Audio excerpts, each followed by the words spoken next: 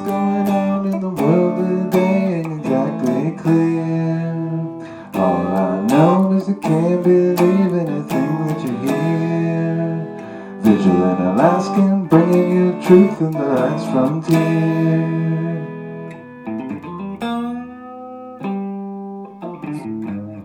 All right, we are here with Barbara Haney, Assemblywoman, the Borough Assembly. We are here to talk about some ballot measures. Barbara, how you doing? I'm doing great. And but as we get started, of course, I'm speaking in my opinion as a private citizen. Oh, okay, yeah, yeah. We have to make sure that's clear. We don't want to be unethical now or construed as otherwise. Yes, that's a good point. That's a good point. Yeah, But I many years in the Fairbanks North Star area, so I don't think I'm unfamiliar to people, yeah, and probably are familiar to them now. yeah. Well, hey, well, it's that there's no publicity is bad publicity, right? Yeah. So, because it's all just a point of view thing. Like, but while one side may paint you as one, well, you're going to be a favorite of the other side. So, yeah. So Anyways, you need to understand is there's actually two elections, right. one municipal election Hmm. on the borough and the cities. The second election is in November, and that's got your state legislative, president, judges, Mm. ballot measures, all kinds of stuff there. Both of them have ballot measures this year. And while I want to focus on the ballot measures, I really do want to highlight that we have some very stark differences in the candidates that are running for these offices at the Yeah. both the local level in particular. And when you take a look at who's on the ballot, we've got two of them who voted for higher taxes, David Guttenberg and Kristen Kelly, and Garrett Armstrong, who's a teacher at Lathrop, has indicated that he also believes that the property tax should be raised. They are actively opposing the tax cap that we have had for over 40 years in this borough. Yeah, and Uh, it's really incredible too when you like the assembly meeting shouldn't be the public having to turn out in droves to express their dissatisfaction with whatever the assembly is trying to do. I mean, and like that's just been the theme, and it becomes very confrontational, and like it really shouldn't be the way that it is. And what well, it those, shows is that the assembly is going against what a majority of people want, and I think that the May election really showed that. right. And those three candidates, Gutenberg, Kristen Kelly, and Garrett Armstrong, those three have indicated that they would be for suspending questioning and suspending the public comment period. And I was mortified. Yeah, They well, are decorum issues, but it's like it's not the people breaking decorum. It's not the testifying. right. Yeah, It's well, and what are we supposed to do? Like, I mean, and again, it's just the egregious nature of it all. Like, you put, again, the complaining about budgets and then the just waste of money on all of these things from the election to, this freaking intersection at Fort Wayne, right? Like, again, that's kind of down a and different road. But then they and want to complain about not having any money. Matt, they even actually increased the amount of money that they're giving for the animal shelter replacement program, which is commonly called Yeah. the pup. Yeah, Uh, and that was another one where it's like, never is it asked, well, hey, where can we, maybe take some of these things that aren't as high of a priority as education, which no one is arguing that education shouldn't be a priority. And this is just what they do. They try to misrepresent the argument, and while obviously it's really a masterful tactic because they managed to obfuscate their incompetence at like the where the money's been mismanaged while making you look bad and misrepresenting what you're saying. And like I said, I'd be impressed if it wasn't, for such a well, horrible end. and they made a big thing out of funding the North Pole boilers. Back during the capital improvement process, I argued for those North Pole boilers, and I was Mm, down and told, and the majority voted for the Puppy Palace and for the ski chalet. Now, I wasn't too mortified about the ski chalet because that was something that really needed to be replaced years and years ago. mm, But what bothered me is the timing of it, and yeah. that over the priority of the boiler for North Pole High School, knowing that Mm, they closed Eielson High School. They should have put that boiler as a higher priority, and they probably wouldn't have even gone after a natural gas boiler had I not kind of set the stage and asked the mayor, well, if you're not going to do natural gas, why should any resident in North Pole do natural gas? You're sitting there trying to promote natural gas usage to reduce PM 2.5 and sulfur emissions. mm, Well, you're not doing it. We're not doing it as a borough. Why should a resident do it? You yeah. know, if you believe strongly that this is the wave of the future, then we need to set the example with our own structures. So, And uh, that ends up being the case so often you find like it's the they take a position not because they believe in it on a like principle or moral foundation, but because it's useful, politically useful at the time for whatever reason. And again, you just see this over and over again, and it's frustrating, And like I said, I think that's where a lot of people's frustrations come from is that and I make things so like so. Let's get into the ballot measures because Before we this do talk about where people need to be looking on their ballot, when you look at the mayor's race, there's three candidates: Hopkins, Coghill, and Robert Shields. Of those candidates, I think John Coghill is probably best suited for the position. That doesn't mean Robert Shields doesn't have something to offer. He Yeah, does. no, But absolutely. I'm not sure he has what it takes to navigate the mayoralship. But Mm, he has some good ideas. yeah. And I would fully expect that if Mr. Coghill won, that Mr. Shields would probably find a place in his administration. Um, That's kind of what I've tried to advocate for, maybe a like a RFK Trump kind of deal made, and that's something that I think is really lost in the political like process these days. I thought it was really great to see like at a national level, you saw Trump go to the Libertarian Party and said, like, hey, like for your support, here's what I'm willing to offer. The pardoning of Ross Ulbricht, having some libertarians in the administration. People, and like that's really the best way for a third party to wield its as small as it may be, the power that they do have, because those small percentages, it's 2-3%, that's the election anymore. And well, so to say like, yeah, I'll right. give. Breyer did support busting the tax cap back in May 7th. We've got Mhm. many pictures of him with vote yes signs, leading a vote yes entourage. So This, there's no question that he will not respect the tax cap if it passes. And the assembly race, Ramirez, Wilson, and Cash are the three who have said publicly they would not only look at reframing the animal shelter project as something more affordable, and they support the tax cap. So the other three candidates, they are not for free speech. They're definitely not for free speech. They're definitely not going to support the tax cap. The minute they get in office, they're going to try to bust that cap again. I'm going to tell you right now. And yeah. so, got to get this majority, the super majority that's in right now, in check. Um, Absolutely. I those think just on a common sense grounds, when no matter where you fall in the aisle, like the political spectrum, you want a balance in your yeah. bodies of government, having it all one way. I mean, we can all watch Anchorage and what they're about to go through. They have a liberal supermajority in their assembly, and now have a mayor that's going to rubber stamp everything they have to want to do. And yeah, I don't think it's going to go well. And I'm probably more of the moderate camp. I'm probably a little slightly more liberal than, say, maybe Jimmy Cash, but I'm probably far more conservative. I know I'm far more conservative than Kristen Kelly and David Guttenberg. So, Yeah, um, and it's fine. Like people can think whatever they want. It's just that like I find more and more that it's really the two camps are progressive liberals and everybody else because we're all willing to say, whatever we disagree on this, but hey, let's we can find common ground and are willing to talk about things. and we have to take care of our schools. Let's be honest. Yeah. Those are borough-owned buildings. Now, I don't have a say in curriculum and a lot of other things, but the buildings we get to take care of. And one thing I did tell the teachers when I first got elected, as I told them, I said I would make sure that some of these ice dams that we're seeing don't persist into the school year. I mean, if they let it go over Christmas break, cry me a river. What But by what's that? Can you expand on that a little bit? Oh, yeah, like at Lathrop, if you go back to the year before I was elected, there were these huge ice dams. I mean, I literally had to crawl across the parking lot to get into Lathrop High School to see the principal. Yeah. It was really bad.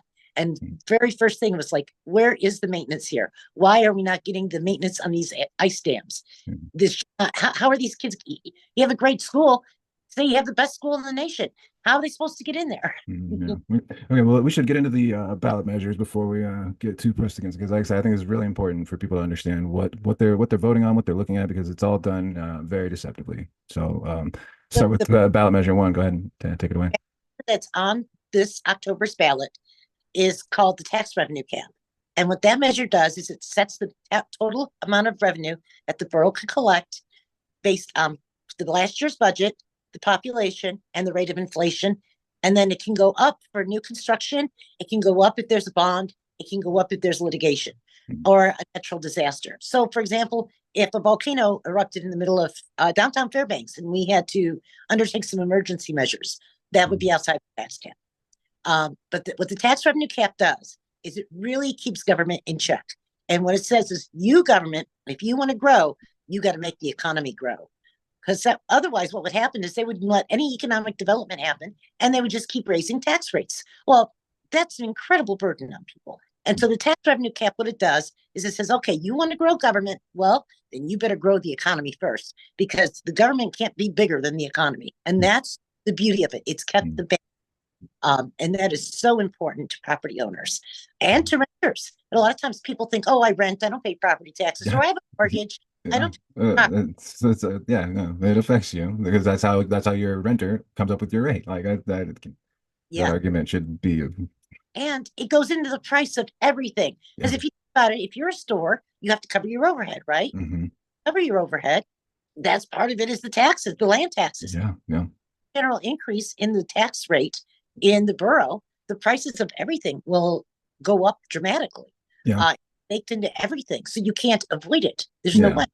Yeah, I It, mean, and then property tax is one of them. Again, I'm a pretty radical libertarian, so property tax to me is just it makes it so that you don't ever own your property. Like right. it's something that should not even exist as far as I'm concerned. But I that's another conversation. well no, here's an interesting concept though. If I get a majority, I have a plan to float, not Mm, saying it'll pass, mm, that out of that property tax business. And I would love to do that because one of the most contentious things in this borough has been the assessor and the way property tax is mm. levied and collected. And that Yeah, has to stop. I yeah, mean, that's an issue that Tammy and Jimmy I know have really spoken a lot about. I couldn't anything to lower taxes. I heard President Trump say he's going to come out and stop taxing overtime. I was like, oh, that's it. I just got my well, work yeah, construction. I mean, God, sure. they just kill you on overtime. They know they do. Yeah. And in November, then we have another set of Well, hold on. Let's talk for a second about how they because again they are they switched everything up on people so that it's now we're voting no, yes instead of no, and it's this to renew the cap. this is to renew the cap. And that was already on the ballot when they Right. passed Yeah. the no vote, which is why the whole election in May was actually not even legal for them to hold. Yeah, But and pointless. Like, yeah. and I could spend it going to court, and then they would say, "Well, you lost, so that's sour grapes," or I could spend it to win the election. Yeah. And so I spent that money to win the election, and that has perhaps infuriated them more than anything else. Oh, good. Oh, good. They I love to thought hear it. keep that in. They had Yeah. the election, the schools, the principals were trying to keep people from coming into the school to cast ballots. So we had people saying, "Oh, hey, just come over here. It's the same ballot. I mean, this is the same ballot. It's no, Mm, you mm, know." So, and the same with mm, all the borough races. You can go to the Shoppers Forum Mall until the 26th and vote. And on election day, which is October 1st, if there's you can't make it to your polling place, vote a question ballot in any voting place okay. because you can unless it's for the city. Now the city races are a little unique. The two cities each have their own individual elections. So if Mm, you live in the city, you probably got to vote in your district. But mm, if you're like me and you live out on Badger, or you live off Nordale, you live on Chena Hot Springs Road, or you live out in Esther, if you live out in Dale Road area, mm, trying to anywhere that's not either the city of North Pole or the city of Fairbanks, you can vote at any poll, right. even in Oh, Fairbanks. It's mm, the borough ballot is the same okay. throughout the Okay. borough. And And so, my district is the whole borough. Tammy's district is the whole borough. right, right. My district is the whole borough. And the Yeah. same school board seats. A lot of people go, Mhm. "Oh, I don't live in your district." At the at Yeah. the at the borough level, the borough is the district. Yeah, So that's not very well understood too. 'Cause I was under that same impression, and when we did these primary votes, which again, that's part of this whole ranked choice voting thing, is they're completely pointless. They're essentially a state-run poll because mm, what it doesn't matter. Like there's only two people in the race, so and when it's not relegated to a party, then and it discourages more like an actual primary from taking place because mm, you don't want a bunch of that's how we ended up with Mary Peltola is she was the only Democrat and we had a bunch of Republicans that split the vote and it would have been fine if the way I understood it was after we're going to eventually narrow it down to two candidates, but they don't. They stop right before that at three so that their vote can be split. And yeah, the whole thing is just infuriating that we even got here. And well, the beautiful thing about the borough elections, there's no primary, no ranking. You go mm, in, one and done. yeah, yeah, as it should be. And that's one thing that I'm always like my biggest thing as far as what I want from any whether it's municipal or state is to like how do you push back on the state when they do something that we don't like in the borough or the state push back on the feds when they do something that we don't like because there's mechanisms to do that and it can be done, but you need the numbers and the votes and the mindset of people to want to do that. So let's talk about this ballot measure too. I mean, this is the one that again, it's just the way that we even ended up with it is so deceptive. The way it was marketed for people that don't remember, when you would see ads for this ballot measure two back in 2020, it was, "Do you want to get dark money out of politics? Dark money, blah blah blah, dark money." Oh, and then come to find out, when you read the actual ballot measure at the bottom of it, they're going to say, "Oh, by the way, we're going to completely change the way we do elections in the state and do this ranked choice voting thing." And I think that, again, and it passed by the narrowest of margins, less than 1%, if I remember correctly. And there should have been a recount, which there wasn't. And so, yeah, that's how we ended up with that. That gave us, yeah, the Mary Peltola. A little bit of an insight though on ranked choice voting. The one thing is it did do is it allowed for individuals to spend unlimited amounts of money as an individual instead of Mm, joining a group. And so the May 7th election, when I had all those banners out there mm. and Readometer had all the yard signs, that we were able to do that because of ranked choice voting changes in the laws. Huh, And interesting. they didn't like that. And Yeah, well, they're trying to put together a ballot measure now so that when Rita and I split up the duties of, like, well, I can do this piece, you do that piece, another person does the radio ads, another person does this like a team, but not a team. We just mm, do it as our own person, right? right. They didn't apparently weren't too fond of that concept. And so now what they're trying to do is change some election laws because apparently I am now dark money. I'm not dark money. Yeah, again, these ads are so crazy. Like again, it's they invert reality in a sense of like, you'll hear these ads that says, "Oh, only after 1 year of open primaries," which again makes the primary process completely pointless.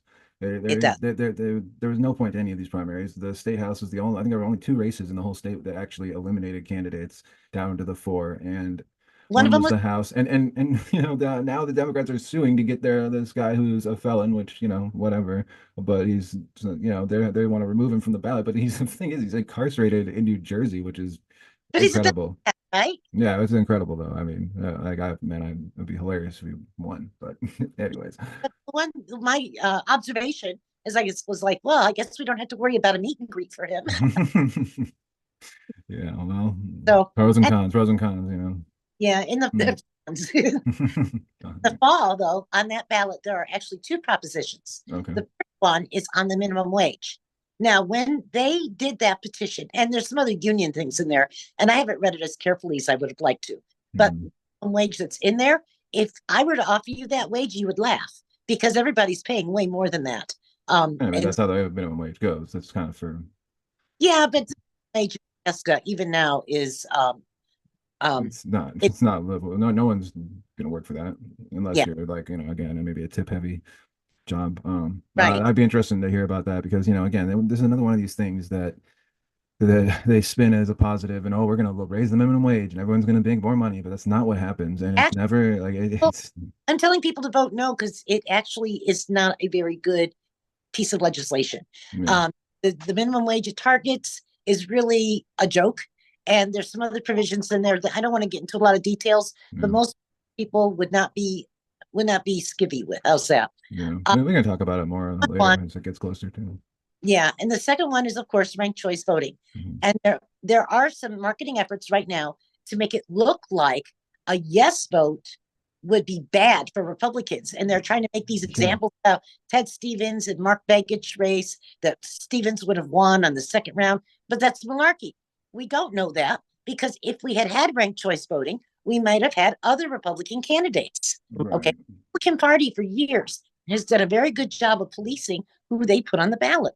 Mm. And district chairs have a process by which they vet candidates. And I'm sure the Democrats probably have a similar process. I haven't looked lately, but they used to.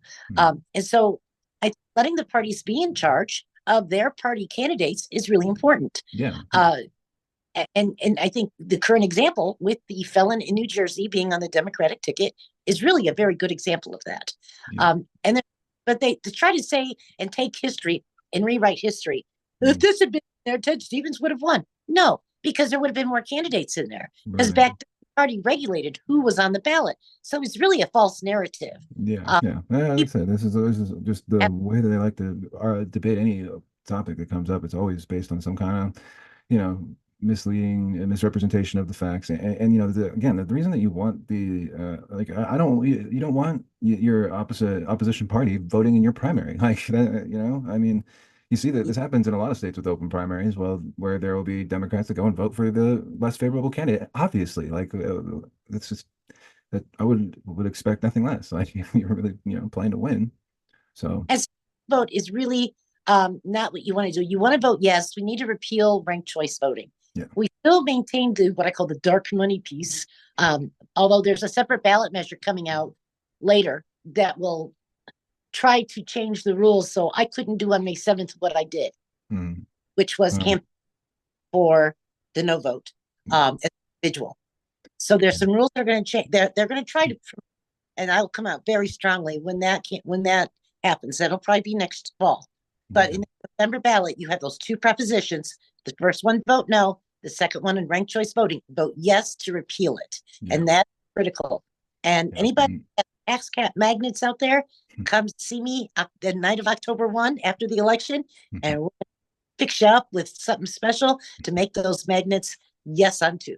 All right, cool. Hey, well, yeah, like I said, anything that we can, you want to leave the people with to come and support you or the ballot measures, anything, any events, anything like that, go ahead and let the people know. Yeah, I think tomorrow night there is a meet and greet in Two Rivers. Okay. That will be great for the people out in Two Rivers. We've had one already in Esther. It was an enormous success, as you well know. Mm, We had Friday night in North Pole, and that was incredible. It was standing room only, and yeah. I'm so grateful that people showed up. And then tomorrow night we have one in Two Rivers, and I think we have another one coming up. But largely everything else from here on out is knocking on doors, talking to people, texting people, calling people, phone banking, and just trying to get people out to vote. The Yeah. one thing I want to do leave with people though is this: even if you go, oh, Barbara, I agree with you, and I know the people you want in there are going to win. Don't assume that. Every No. time Wilson is on the ballot, we have a snowstorm on election day. Yeah. So get to the polls early, vote early. If you Yeah. are down and you want to vote absentee, you can email the borough clerk at clerk@fnsb.gov. You email her, ask for an absentee ballot application. You don't want to email her? Great. Email me. I'll send you the ballot application. And then you get to the clerk. You have to talk to the clerk anyway, so you might as well just ask her for the form. And she'll email you the ballot, you vote it, and email it back in. It's that simple. All Uh, right. Voting, you're going to spend more time looking for a parking spot, walking through the mall, than it'll take you to vote your ballot. And when you vote that ballot, vote Coghill, Ramirez, Wilson, Cash, Hubbard, Smith. Two IGU seats, they're unopposed. You can vote them if you want. Sherry Wall's a great friend. Then you flip that ballot over, and this is important. You flip that ballot over and vote on the back and vote yes to support the tax cap. That's Okay. and that will All protect right. in the event we get some sillier people in there than Yeah. Good deal. All right, cool. Well, thanks, Barbara, for taking time to kind of give us a good breakdown there. I think it's really important that people understand the deceptive nature of these ballot measures. But yeah, and appreciate the there's time. much at stake. Yeah. Uh, Property taxes, your First Amendment rights, your Fifth Amendment rights. There's just so much at stake in this ballot. So please go out there and vote. And by the way, I hope that people come out and vote in droves because I'm tired of hearing the belly aching about low voter turnout and we need to go to mail in ballots. Oh, Yeah. you want a voter turnout? Okay, you're going to Yeah. get I hope so. All right, cool. Thanks again for the time, Barbara, and we'll be it. keeping an eye on it. All right. Have a good day. Bye.